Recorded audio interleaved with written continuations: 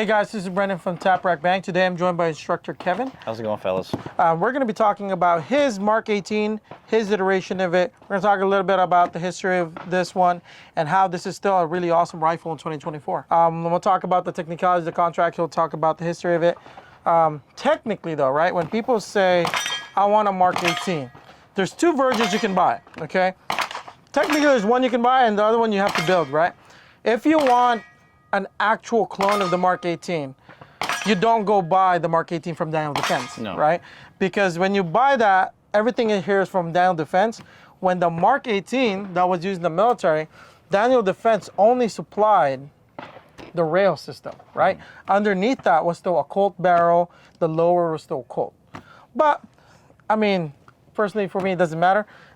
The near clone is pretty much a clone to me, right? So that's what we have here. This is also the version 2 of the Mk18.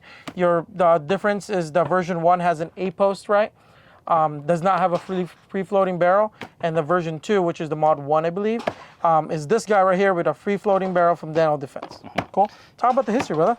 So the history of the Mk18, it was developed by the U.S. Naval Surface Warfare Group. They wanted to develop a rifle that was compact enough for special operations forces to be able to maneuver through close quarters. So this essentially was a CQB, or is designed to be a CQB weapon. It is a shorter variant of the M4. The Mk18 came in two versions, or it started off from two versions. The first version was the Mod O, which utilized the Knight's Armament rail attachment system, and then they transitioned over to the Daniel Defense, which is this baby right here. In my opinion, this weapon system is highly iconic because of, correct me if I'm wrong, if anyone out in range sees a quad rail system like this and it's a 10-3, they automatically think it's, hey, do you have a Mk18? Right. I mean, when you think about it, right, if you take up photos, the Mk18 kind of evolved actually in its use. You see a lot of special operations groups, right, carry a Mk18 with an L-can in the back right here, right? And what ended up happening is if they're shooting outdoors, so it evolved from purely a CQB gun, then they started attaching suppressors to it, which brought it back to about a 16-inch gun. And then they started adding magnified optics to it. And you see a lot of videos and photos of people running around with Mk18s in Afghanistan shooting at longer distance target. Because what people don't notice is that sure, you have a shorter barrel, but accuracy is not diminished, right? When it comes to AR-15 specifically, the difference between a 16-inch gun and a 10.5 gun is not necessarily how accurate they are, but it's more of like how fast the bullet's going in a sense to attack the target. But yeah, this is definitely more accurate though than the Mod O because of the free float barrel. Right?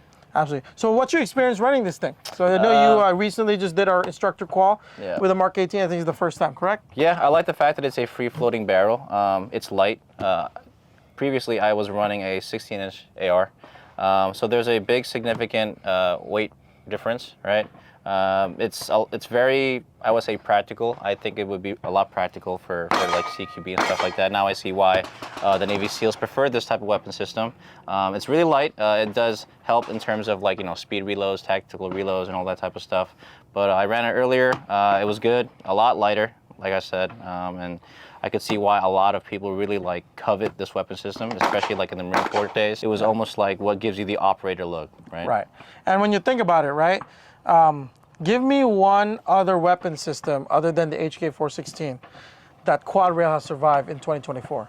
Not a single one, dude, right? Every quad rail has been phased out except for the iconic Daniel Defense quad rail from Mk18, right?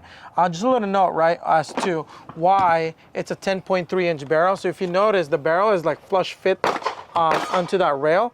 It's designed like that because what we noticed, right, is they used to have like a 14.5-inch barrel, and so you would have a barrel that goes all the way out here, and you had your A-post. Now, when you're on patrol, when you're sitting down in a Humvee, people do this. They drop their gun, they lean on the barrel, they do this, and what ends up happening is that impact, right, on that rail directly gets translated into the barrel if it's not free floating.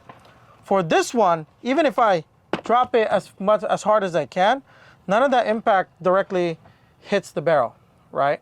And then also, for those of you long-range nerds out there, back then when you would get behind cover, right, and shoot from here, the barrel, especially if at an 8-post, right? Yep. If you do this way, the harmonics of the barrel is actually different, right? So you could have an impact shift.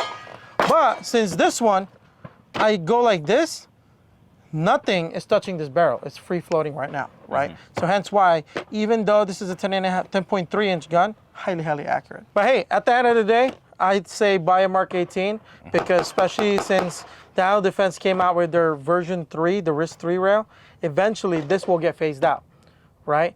And so you don't, if you've always wanted a Mark 18, if you ran around with a Mark 18 back in the day, buy it now before it gets phased out.